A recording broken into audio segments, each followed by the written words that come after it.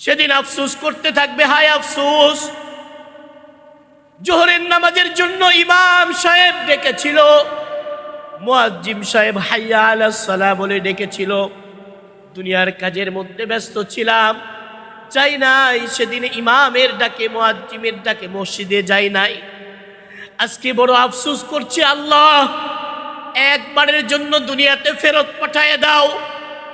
নোলা নুরদ্দু ওয়ালা নুকাযযিবু বিআয়াতিনা, একবার দুনিয়াতে ফেরত পাঠিয়ে দাও, আর কোনোদিন তোমার আয়াতগুলোকে অস্বীকার করব না, আর কোনোদিন নামাজকে অস্বীকার করব না, আর কোনোদিন যাকাতকে অস্বীকার করব না, আর কোনোদিন আল্লাহর কোনো হুকুমের অবাধ্যতা হব না। সেদিন কি আর ফিরে আসার সময় থাকবে? আর কি ফিরিয়ে দেওয়া হবে? আর ফিরিয়ে দেওয়া হবে না, সেদিনই শেষ। আল্লাহ বলে দিবেন, না আর তোমাদেরকে ফিরিয়ে দেওয়া হবে না, তোমাদেরকে সময় দিয়েছিলাম, তোমাদেরকে টাইম দিয়েছিলাম যে এই সময়ের মধ্যে তোমরা তোমাদের এই কাজগুলোকে সম্পন্ন করে নাও, তাহলে আমি তোমাদের জন্য চিরস্থায়ী জান্নাত রেখেছি, নচেত তোমাদের জন্য আমি চিরস্থায়ী জাহান্নাম বানিয়ে দিব। হাসরের মাঠে 5 শ্রেণীর মানুষের, যে মানুষেরা আফসোস করবে, হাসরের মাঠে 5 শ্রেণীর মানুষেরা ভয়াবহ আফসোস করবে, যা কোরআনে আল্লাহ তাআলা বর্ণনা করেছেন।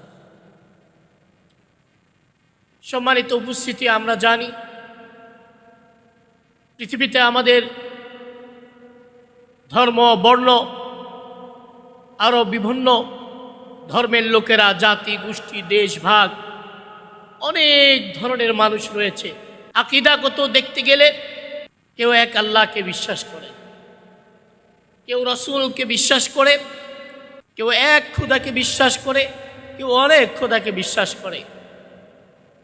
তবে মৌলিক দিক থেকে একটি আকীদার ব্যাপারে, একটি বিশ্বাসের ব্যাপারে সবাই আমরা একমত, সেটা হলো মৃত্যু। যেই ধর্মেরই হোক না কেন, যেই বর্ণেরই হোক না কেন, এক খোদা মানুক বা 3 খোদা মানুক বা একাধিক দেবতার পূজা করুক, কেউই মৃত্যুকে অস্বীকার করে না। ঠিক তেমনি যারা আল্লাহতে বিশ্বাসী বা কোনো দেবতা বা দেবীতে বিশ্বাসী, তাদের সকলের একটি মনের একটা আশা রয়েছে, যতই পাপিষ্ঠ হোক না কেন, যতই ঘৃণিত বান্দা হোক, যতই সে গুনাহ করে থাকুক, যদি তাকে জিজ্ঞাসা করা হয় তুমি জান্নাতে যেতে চাও না জাহান্নামে যেতে চাও, তাহলে সে তার প্রশ্নের সে উত্তর করবে, আমি অবশ্যই জান্নাতে যেতে চাই। অনুরূপভাবে যদি কাফের মুশরিককে, হিন্দু ধর্মের লোকদেরকে যদি জিজ্ঞাসা করা হয় তোমরা স্বর্গে যেতে চাও না নরকে যেতে চাও, তাহলেও তারা বলবে আমরা স্বর্গে যেতে চাই, আমরা নরকে যেতে চাই না।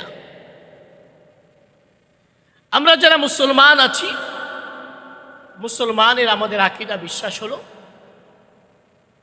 দুনিয়া আমাদের শেষ, মৃত্যু দ্বারা সমাপ্ত নয়, মৃত্যু দ্বারা আমাদের আরেকটি জীবন শুরু হওয়ার মাধ্যম। মৃত্যু থেকে আমাদের জীবন শুরু হবে আলমে বারজাখ, কবরের জিন্দেগি, যে জিন্দেগি শত শত হাজার হাজার বছর, কোটি কোটি বছর পার হয়ে যাবে। তারপরে সেখান থেকে আল্লাহ তাআলার হুকুমে আমরা কবর থেকে উঠব, কিয়ামতের মাঠে দাঁড়াবো। সেটা আরেকটা জিন্দেগি হবে, সেটা হবে হাসরের জিন্দেগি, বিচার দিবসের জিন্দেগি। সেখান থেকে বিচার কার্যক্রম ফাইসালা হয়ে কেউ জান্নাতে প্রবেশ করবে, কেউ জাহান্নামে প্রবেশ করবে।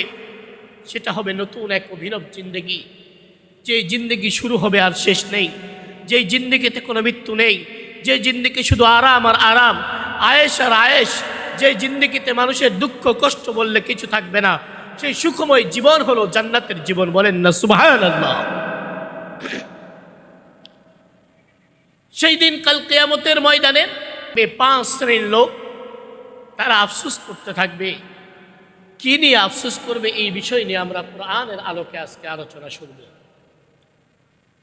পবিত্র কোরআনুল কারীমে আল্লাহ তাআলা সূরাতুল আনআমের মধ্যে বলেন, ওয়ালাউ তারা ইদ উকিফু আলান নার, যখন জাহান্নামীদেরকে জাহান্নামের সামনে দাঁড় করে দেওয়া হবে, হিসাব নিকাশ নেওয়ার পরে জাহান্নামীদেরকে জাহান্নামের সামনে দাঁড় করিয়ে দেওয়া হবে। জাহান্নামেরা সামিআনা ওয়া আবসারনা, নিজ কানে জাহান্নামের গর্জনগুলো শুনতে পাবে। ওয়া আবসারনা, নিজ চক্ষু দিয়ে জাহান্নামের শাস্তিগুলো দেখতে থাকবে। তখন ডাক দিয়ে বলবে ফাকালু ইয়া লাইতানা, তখন তারা বলতে থাকবে হায় আফসোস, হায় আফসোস, নুরদ্দু, যদি আমাদেরকে দুনিয়াতে একবার ফিরিয়ে দেওয়া হতো, ওয়ালা নুকাদ্দিবা বিআয়াতিনা, আমরা কোনোদিন আল্লাহর আয়াতগুলোকে অস্বীকার করতাম না, ওয়া নাকুনা মিনাল মুমিনিন, আর আমরা সকলেই হয়ে যেতাম মুমিনদের অন্তর্ভুক্ত। তারা আফসোস করতে থাকবে। এক শ্রেণীর লোক আল্লাহ তাআলা নবীকে বলছেন, হে নবী, আপনি দেখবেন সেদিন, যেদিন এক শ্রেণীর লোকেরা জাহান্নামের সামনে যখন দাঁড় করিয়ে দেওয়া হবে, তখন তাদের সব স্মরণ হয়ে যাবে। হায় আফসোস, আজকে জাহান্নামের সামনে দাঁড় হয়ে গিয়েছি, কতই না আল্লাহর আয়াতগুলোকে অস্বীকার করেছি, আল্লাহর দিনকে অস্বীকার করেছি, আল্লাহর কত হুকুম আহকামকে মানি নাই, জীবনের শেষ মুহূর্ত পর্যন্ত একই নিয়মে চলেছি। আফসোস করতে থাকবে। যখন আমার বয়স ছিল 15 বছর, তখনও আমি নামাজের জন্য 10টা সূরা চিনতাম, নামাজের জন্য 4টা সূরা শিখেছি। এখন বয়স 40 বছর, এখনও আমার 10টা সূরাই মুখস্থ আছে, এর বেশি নেই। সেদিন আফসোস করতে থাকবে, হায় আফসোস, জোহরের নামাজের জন্য ইমাম সাহেব ডেকেছিল, মুয়াজ্জিম সাহেব হাইয়া আলাস সালাহ বলে ডেকেছিল, দুনিয়ার কাজের মধ্যে ব্যস্ত ছিলাম, যাই নাই। সেদিন ইমামের ডাকে মুয়াজ্জিমের ডাকে মসজিদে যাই নাই। আজকে বড় আফসোস করছি, আল্লাহ একবারের জন্য দুনিয়াতে ফেরত পাঠিয়ে দাও। ওয়ালা নুরদ্দু ওয়ালা নুকাদ্দিবা বিআয়াতিনা, একবার দুনিয়াতে ফেরত পাঠিয়ে দাও, আর কোনোদিন তোমার আয়াতগুলোকে অস্বীকার করব না, আর কোনোদিন নামাজকে অস্বীকার করব না, আর কোনোদিন যাকাতকে অস্বীকার করব না, আর কোনোদিন আল্লাহর কোনো হুকুমের অবাধ্যতা হব না। সেদিন কি আর ফিরে আসার সময় থাকবে? আর কি ফিরিয়ে দেওয়া হবে? আর ফিরিয়ে দেওয়া হবে না, সেদিনই শেষ। আল্লাহ বলে দিবেন, না আর তোমাদেরকে ফিরিয়ে দেওয়া হবে না, তোমাদেরকে সময় দিয়েছিলাম, তোমাদেরকে টাইম দিয়েছিলাম যে এই সময়ের মধ্যে তোমরা তোমাদের এই কাজগুলোকে সম্পন্ন করে নাও, তাহলে আমি তোমাদের জন্য চিরস্থায়ী জান্নাত রেখেছি, নচেত তোমাদের জন্য আমি চিরস্থায়ী জাহান্নাম বানিয়ে দিব। 1 নম্বর হলো, জাহান্নামীরা ব্যক্তিরা যারা আফসোস করবে, তারা বলবে, কি জন্য বলবে? তারা আল্লাহর আয়াতকে অস্বীকার করেছিল, এই জন্য। 2 নম্বর হলো, কাল কিয়ামতের মাঠে, হাসরের মাঠে তারা ভয় পেয়ে যাবে। 2 নম্বর কারণ হলো, আল্লাহ তাআলা পবিত্র কুরআনুল কারীমের মধ্যে বলছে, ইন্না আনযারনাকুম আযাবান করিবা ইয়াওমা ইয়ানজুরুল মারউ মা কদ্দামাত ইয়াদাহ। জাহান্নামের আযাবগুলো মানুষের নিকটবর্তী হয়ে যাবে। আযাবান করিবা, আযাব যখন নিকটবর্তী হয়ে যাবে, ইন্না আনযারনাকুম, তাদেরকে ভীতি প্রদর্শন করা হবে। আযাবান করিবা, নিকটবর্তী আযাবের। ইয়াওমা ইয়ানজুরুল মারউ, তখন ওই লোকটি তার আমলনামাগুলো দেখতে থাকবে। কদ্দামাত ইয়াদাহ, আর আফসোস করবে, হায় যদি আমার জন্য কিছু অগ্রগামী প্রেরণ করতাম, আল্লাহর জন্য যদি অগ্রগামী কিছু প্রেরণ করতাম।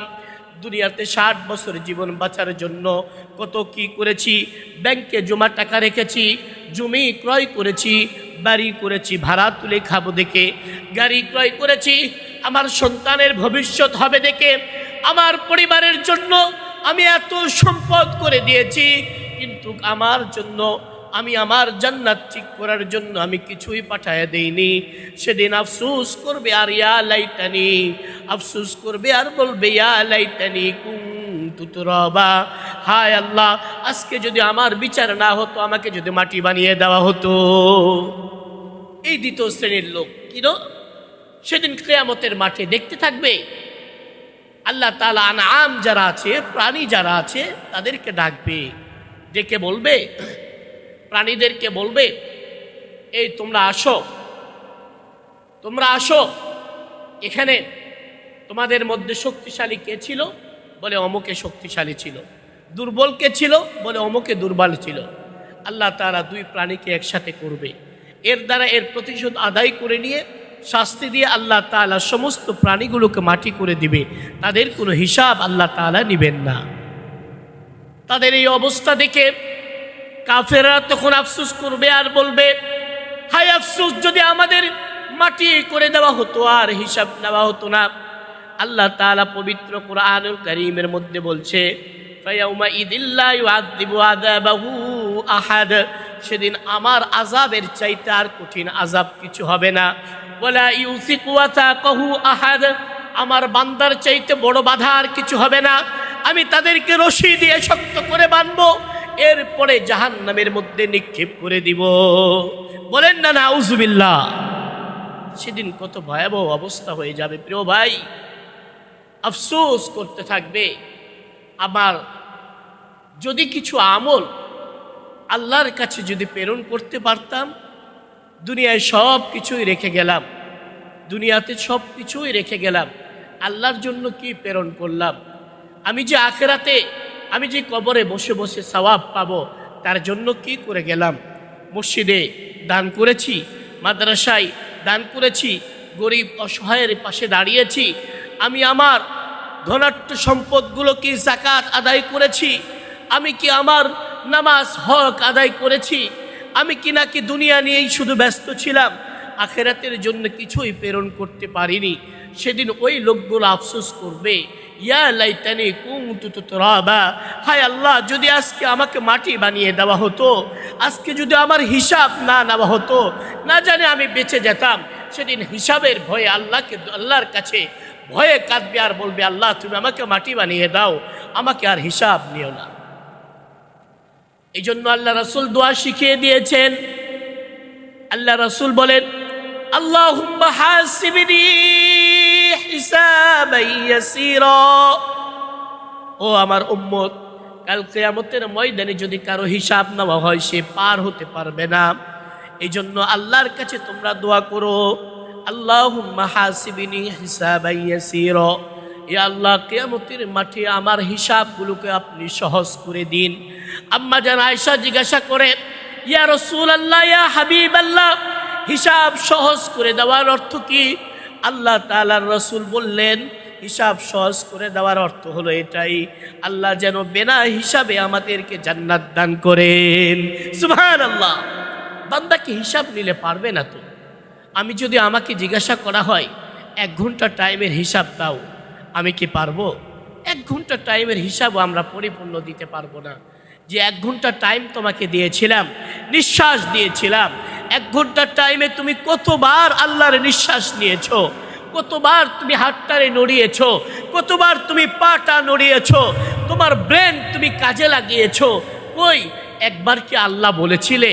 কই একবার কি আলহামদুলিল্লাহ বলেছিলে? কই একবার কি আল্লাহু আকবার বলেছিলে? কই একবারও কি আমার নাম স্মরণ করেছিলে? যদি আল্লাহ হিসাব নাই, আমরা হিসাব দিতে পারবো না। এই জন্য প্রিয় ভাই, আল্লাহর কাছে সবসময় দোয়া করা, আল্লাহ তুমি তো হিসাব নিলে পারবো না, তুমি বেলা হিসাব আমাদেরকে জান্নাত দান করো। বলেন না সুবহানাল্লাহ। 2 নম্বর কারণ গেল, বান্দা সেদিন আফসোস করতে থাকবে, ইয়া লাইতানি কুনতু তুরাবা, হায় আফসোস, আল্লাহ তুমি আমাকে মাটি বানিয়ে দাও, যদি আমাকে মাটি বানিয়ে দিতে তাহলে আমাকে অনেক ভালো হইতো। 3 নম্বর আফসোস করবে। আল্লাহ তাআলা সূরাতুল হাক্কের মধ্যে বলা হয়েছে, কাল কিয়ামতের ময়দানে আল্লাহ তাআলা সবাইকে যখন ডাক দিবে, ডাক দিয়ে বলবে, বান্দা তোমরা এতদিনে একত্র ছিলে না, তোমরা একত্র থাকতে পারবে না। আল ইয়াউমা তাজরি, আজকের দিন তোমরা যারা গুনাহগার আছো তোমরা বিভক্তি হয়ে যাও, যারা নেককার আছো তারা তোমরা এক আলাদা হয়ে যাও, যারা গুনাহগার আছো আলাদা হয়ে যাও। কেন? বলে আমলনামা দেওয়া হবে। আল্লাহ পবিত্র কুরআনুল কারীমের মধ্যে বলছেন, ফাআম্মা মান উতিয়া কিতাবাহু বিয়ামিনি, সেদিন যাদের হাতে ডান হাতে আমলনামা দেওয়া হবে, ওয়ায়ানকালিবু ইলা আহলিহি মাসরুরা, সেদিন হাসতে হাসতে তার পরিবারের লোকদের কাছে যাবে আর বলবে, দেখো আমার আমলনামা ডান হাতে দেওয়া হয়েছে। ও বন্ধু তুমি দেখো আমার আমলনামা ডান হাতে দেওয়া হয়েছে। বাবা তুমি দেখো আমার আমলনামা ডান হাতে দেওয়া হয়েছে। সেদিন শুধু আফসোস করবে না, সেদিন আনন্দে আনন্দে উচ্ছ্বাসিত হয়ে আসবে। আর যদি আল্লাহ তাআলা বলে ওয়া আম্মা মান উতিয়া কিতাবাহু বিশিমালি, আর যদি বাম হাতে কিতাব দিয়ে দেওয়া হয়, আমলনামা দিয়ে দেওয়া হয়, কেমনে দিবে বাম হাতে? আল্লাহ রাসূলের হাদিসের মধ্যে এসেছে, আল্লাহ তাআলা বান্দাকে বলবে তোমার বাম হাত বের করো, তোমার আমলনামা তোমার বাম হাতে দেওয়া হবে। বান্দা শুধু এইভাবে বাম হাত বের করলে পারবে না। আল্লাহ তাআলার রাসূল বলেন, ওই বান্দার হাতটি বুকের ভিতর দিয়ে হাত ঢুকে দিবে, সামনের বুক দিয়ে চিরে বের হয়ে আসবে, হাতটা চিরে বের হয়ে আসবে, বুক দিয়ে চিরে বের হয়ে আসে, হাত সামনে বের হয়ে যাবে, আর ওই হাতের মধ্যে বাম হাতে ওই আমলনামা দেওয়া হবে। বলেন না নাউজুবিল্লাহ। সেদিন খুব মজা হবে, খুব আনন্দ হবে? খুব আনন্দ হবে না? সাধারণ মানুষ যদি আমরা মানুষ হয়ে সামান্য একটু ব্লেড দিয়ে যদি কেটে ফেলি, সেই অংশটা কত কষ্ট দেয়, কত ব্যথা দেয়। সামান্য মোটর সাইকেলে বা সাইকেলে যদি অ্যাক্সিডেন্ট করে ছিলে যায় চামড়া, সেখানে কত কষ্ট দেয় আমাদেরকে। আর সেদিন কাল কিয়ামতের ময়দানে আল্লাহ তাআলা বলছেন, যখন বাম হাতে আমল দেওয়া হবে, তখন ওই হাতটাকে আল্লাহ পিছন দিক থেকে ঘুরে নিয়ে বুকের ভিতর থেকে চিরে হাত বুক দিয়ে বের হয়ে বলবে, দাও আমার আমল দাও, দাও আমার আমল দাও। আল্লাহ তাআলা কুরআনুল কারীমের মধ্যে বলতেছেন, ফায়াকুলু ইয়া লাইতানি লাম উতা কিতাবিয়া, সেদিন ওই লোকগুলা বলবে, হায় আফসোস যদি আজকে আমলনামা যদি না দেওয়া হতো। আল্লাহ তাআলা বলবেন, আবার বলছেন, ওয়ালাম আদরি মা হিসাবিয়া, যদি আজকে হিসাব না নেওয়া হতো। ইয়া লাইতাহা কানাতিল কাজিয়া, হায় আফসোস আজকের এই বিচার কতই না ভয়ঙ্কর বিচার। আল্লাহ তাআলার বান্দা তখন বলবে, মা আগনা আন্নি মালিয়া, হায় আফসোস আজকে না আমার সম্পদগুলো কাজে লাগলো না। আমি না দুনিয়াতে বিল্ডিং বানিয়ে রেখেছিলাম, দুনিয়াতে কত সম্পদ করেছিলাম, আমার একটা সম্পদ আজকে কাজে লাগলো না। এভাবে আফসোস করতে থাকবে। শুধু তাই নয়, হালাকান্নি সুলতানিয়া, সেদিন আফসোস করে বলবে, হায় আফসোস আজকে আমার ক্ষমতা কাজে লাগলো না। দুনিয়াতে আঙ্গুলের ইশারায় কত মানুষের মস্তক থেকে গর্দান আলাদা করে দিয়েছি, আঙ্গুলের ইশারা দিয়েছি, তাকে মেরে পিঠে ফেলে দিয়েছে, আঙ্গুলের ইশারা দিয়েছি, শত শত কর্মচারী আমার পাশে কাজ করেছে। আইরে আমার ক্ষমতা, আমি যখন রাস্তা দিয়ে যাইতাম ডান বাম থেকে সবাই আমাকে সালাম দিত, আজকে আমার ক্ষমতা কোনো কাজে আসতেছে না। আল্লাহ ডাক দিয়ে বলবে, খুদুহু ফাগুল্লু, ধরো তাদেরকে বাঁধো, ধরো আর তাদেরকে বাঁধো, আর জাহান্নামের মধ্যে নিক্ষেপ করে দাও। সুম্মাল জাহিমা সল্লু, জাহান্নামের লোকেরা ধরে জাহান্নামে ফেলে দিবে। সুম্মা ফি সিলসিলাতিন দারউহা ৭০ যিরাআন ফাসলুকু, এরপরে ৭০টা জাহান্নামের শিকল দিয়ে টানতে টানতে জাহান্নামের দিকে নিয়ে যাবে। লোকটি চিৎকার করবে, জাহান্নামে যেতে চাইবে না, বলবে না না আমি জাহান্নামে যেতে চাই না। আল্লাহ বলবেন, না না আজকে কোনো উপায় নাই। সুম্মাল জাহিমা ফাসাল্লু, ফেরেশতারা শিকল দিয়ে বেঁধে নিয়ে জাহান্নামে ফেলে দিবে। বলেন না নাউজুবিল্লাহ। প্রিয় ভাই, ওই জাহান্নামের আযাবকে আমরা সহ্য করতে পারবো? আমাদের ক্ষমতা আছে? তীব্র একটু গরম হলেই সহ্য করতে পারি না। আগুনের তাপ, এটা তো প্রশ্নই আসে না। 1 মিনিটের জন্য আগুনের ভিতরে আঙ্গুল দিয়ে থাকা আমাদের দ্বারা সম্ভব নয়। তাহলে কেন ওই জাহান্নামের আগুনের ভয়ে কেন আছো আমরা নামাজ পড়ছি না? কেন আজকে আমাদের ফজরের নামাজে মুসল্লি নেই? কেন আমরা জোহরের নামাজ পড়ছি না? কিসের আশায়? কে আমাদেরকে মাফ করে দিবে? কিসের আশায়? যে আবু বকর সিদ্দিক রাদিয়াল্লাহু আনহু আল্লাহ তাআলার পক্ষ থেকে জান্নাতের সার্টিফিকেট দেওয়া হয়েছে 10 জন ব্যক্তিকে, আল্লাহ তাআলা তাদের 1 নম্বর লিস্টের নাম রেখেছে আবু বকর সিদ্দিককে। 1 নম্বর নাম রেখেছে আবু বকর সিদ্দিক। শুধু আবু বকর নয়, আবু বকর হলো দু জাহানের বাদশা, আকায়ে নামদার তাজদার মদিনা মুহাম্মদ মুস্তাফা সাল্লাল্লাহু আলাইহি ওয়াসাল্লামের পেয়ারা বন্ধু। আল্লাহ তাআলার পরে আবু বকরকে আল্লাহ তাআলার রাসূল বেশি ভালোবেসেছেন। গারে হেরার বন্ধু আবু বকর, যে আবু বকর এক পাশে ঘুমিয়ে রয়েছে, এক পাশে ওমর ঘুমিয়ে রেখেছে, এক পাশে মুহাম্মদ রাসূলুল্লাহ ঘুমিয়ে আছে। সে আবু বকর চিৎকার করে বলতো, ইয়া ইবনে কুহাফা, এ আবু বকর তুমি কেন গুনাহ করো, তুমি কেন গুনাহ করো? আজকে যদি তুমি মৃত্যুবরণ করো, তোমার কাছে যদি আল্লাহ হিসাব চাই, তুমি আবু বকর কি জবাব দিবে? ইয়া লাইতানি কুনতু ওয়ারাকা, হায় আফসোস যদি আমি গাছের পাতা হইতাম, তাহলে কোনো ছাগল এসে আমাকে খেয়ে নিত, আর কাল কিয়ামতের ময়দানে আমার হিসাব দেওয়া লাগলো না। বলেন না আল্লাহু আকবার। কে আমাদেরকে জান্নাতের সার্টিফিকেট দিয়েছে, তাই আমি নামাজ পড়ছি না? আবু বকর তো জান্নাতের সার্টিফিকেট পেয়েছে, ওমর তো জান্নাতের সার্টিফিকেট পেয়েছে, ওসমান তো জান্নাতের সার্টিফিকেট পেয়েছে। আমাকে কে জান্নাতের সার্টিফিকেট দিল? তাই আমি হালাল খাচ্ছি না, সুদ ছাড়ছি না, ঘুষ ছাড়ছি না, 5 ওয়াক্ত নামাজ পড়ছি না, যাকাত দেই না, মসজিদে দান করি না, একবার নয় শুক্রবারে একবার শুধু জুমার নামাজ পড়তে আসি। ভাই আমাকে কে সার্টিফিকেট দিল? ভাই কাল কিয়ামতের ময়দানে বাঁচার কোনো উপায় থাকবে না। 3 নম্বর গেল। 4 নম্বর, আল্লাহ তাআলা পবিত্র কুরআনুল কারীমের মধ্যে বলছে কাল কিয়ামতের ময়দানে 4th নম্বর শ্রেণী আফসোস করবে। তারা হলো কারা? তারা হলো ইয়া ওয়াইলাতা লাইতানি লাম আত্তাখিয ফুলানান খলিলা। সেদিন বলবে, হায় আফসোস, যদি আমি অসৎ বন্ধুর কাছে না যাইতাম, তাহলে আমাকে ওই বিপদে না পড়তে হতো না। অসৎ বন্ধু, সৎসঙ্গ স্বর্গবাস, আর অসৎসঙ্গ সর্বনাশ। কোরআন আল্লাহ তাআলা বলছে সেদিন বলবে ফুলানান খালিলা, অমুক ব্যক্তিকে যদি বন্ধু না বানাইতাম, তাহলে আজকে আমার এই বিপদ হতো না। কি তো কেন? কারণ লাকাদ আদাল্লানি আনিদ যিকরি, কারণ সে আমাকে জিকির থেকে বিরত রাখতো।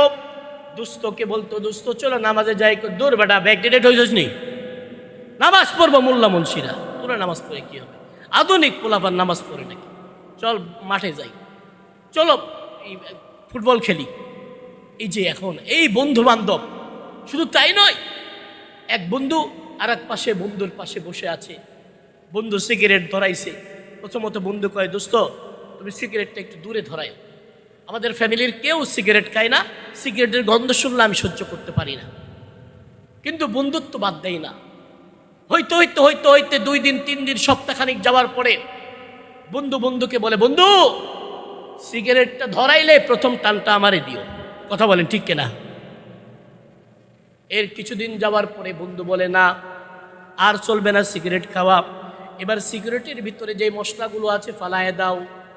ওই মশলাগুলো ফালায় দিয়ে নতুন প্যাক ঢুকাও, নতুন গাঁজা ঢুকাও, ওই গাঁজাগুলো ঢুকায় দিয়ে এখন বন্ধু খাও। আর বন্ধু খাইলে গাঁজা কত মজা, সত্য না মিথ্যা এগুলা? এই যে গাঁজা খায় বন্ধু, যেই বন্ধু সিগারেট গন্ধ সহ্য করতে পারলো না, সেই বন্ধুকে সিগারেট খাওয়া শিখাইলো, তারপরে গাঁজা খাওয়া শিখাইলো, তারপরে ইয়াবা খাওয়া শিখাইলো, হিরোইন খাওয়া শিখাইলো, এরপরে মাকে মারে, বাবাকে মারে, বিয়ে করার পরে স্ত্রীকে মারে, সন্তানকে মারে, পুরা পরিবারকে ধ্বংস করে দিল ওই অসৎ বন্ধুর কারণে। কথা বলে ঠিক কিনা? অসৎ বন্ধুর কারণে কাল কিয়ামতের ময়দানে ওই অসৎ বন্ধুর কারণে আফসোস করবে, লাম আত্তাখিয ফুলানান খলিলা। হায় ওই আফসোস, ওই অসৎ বন্ধু যদি আমার না হতো, আজকে আমাকে জাহান্নামে যেতে হতো না।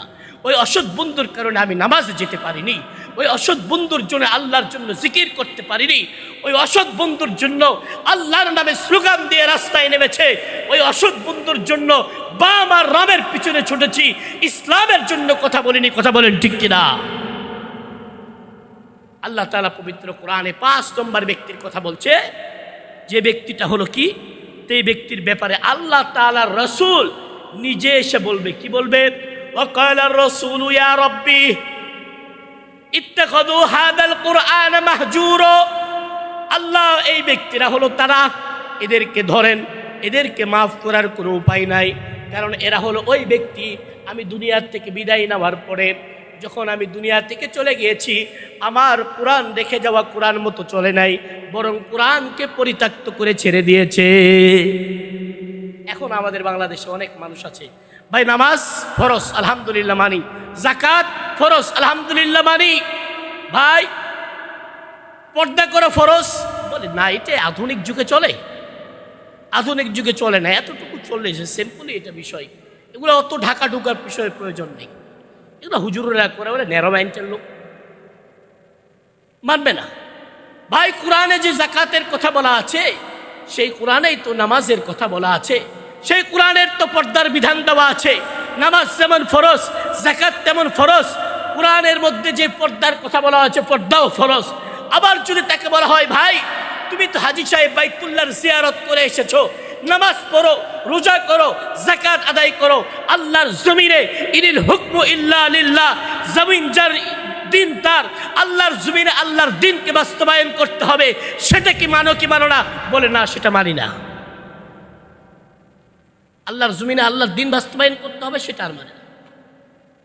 এটাই আল্লাহ তাআলা পবিত্র কোরআনুল কারীমের মধ্যে বলছেন, যারা আল্লাহর জমিনে আল্লাহর দিনকে বাস্তবায়ন করার ফিকির করবে না, যারা কোরআনকে শুধুমাত্র ঘরের কিতাব মনে করবে, কোরআন পরিবার থেকে পার্লামেন্ট পর্যন্ত মানবে না, তাদেরকে কাল কিয়ামতের ময়দানে আল্লাহ রাসূল বলবেন, ইয়া আইয়ুহার রাসূল ক্বালা ইয়া কওমির রাসূল ইত্তাখাযুল কুরআন মাহজুরা। এই সমস্ত লোকেরা আমি যাওয়ার পরে কোরআন ছেড়ে দিয়েছে, গণতন্ত্র আর মূলতন্ত্র নিয়ে দেখাইছে, কোরআনের আইন মানে নাই, কোরআনের শাসন মানে নাই, কোরআনের আইন বাস্তবায়ন হয় সেটাও চাই নাই। এদেরকে ধরো আর জাহান্নামে দাও। কথা বলেন ঠিক কিনা? এই জন্য প্রিয় ভাই, শুধুমাত্র নামাজ পড়লে হবে না, আল্লাহর জমিনে আল্লাহর দিনকে বাস্তবায়ন করতে হবে কি হবে না? অবশ্যই হবে। আল্লাহ তাআলা আমাদের এই 5টি আফসোস থেকে আমাদেরকে কিয়ামতের দিনে আমাদেরকে হেফাজত করুন। কিয়ামতের দিনে যেন আমাদের এই 5টা আফসোস না করতে হয়। প্রিয় ভাইদের হাত জোর করে বলি, যুবক ভাইরা, তোমরা এই দেশে নতুন সূর্য উদিত করেছো, তোমরা এই দেশের তরুণদের নতুন করে আবার বাঁচতে শিখিয়েছো, তোমরাই শিখিয়েছো যুবকদেরকে নতুন প্রেরণা নিতে, ইসলামের নতুন ইতিহাস গৌরব তোমরাই তুলেছো। তোমরা স্বৈরাচার শাসক জালিমকে বাংলার জমিন থেকে বিতাড়িত করেছো। তোমাদের হবে ইসলাম দিয়ে বিজয়, তোমাদের দ্বারা হবে ইসলামের বিজয়।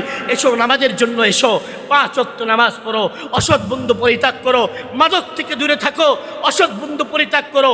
আবার এই দেশ সোনালী দেশ হয়ে গড়ে উঠবে, ইসলামের দেশ হবে, কালেমার দেশ হবে, রাসূলের দেশ হবে, মদিনার মতো দেশ হয়ে যাবে। বলেন না ইনশাআল্লাহ? আল্লাহ তাআলা আমাদের সকলকে কবুল করুক।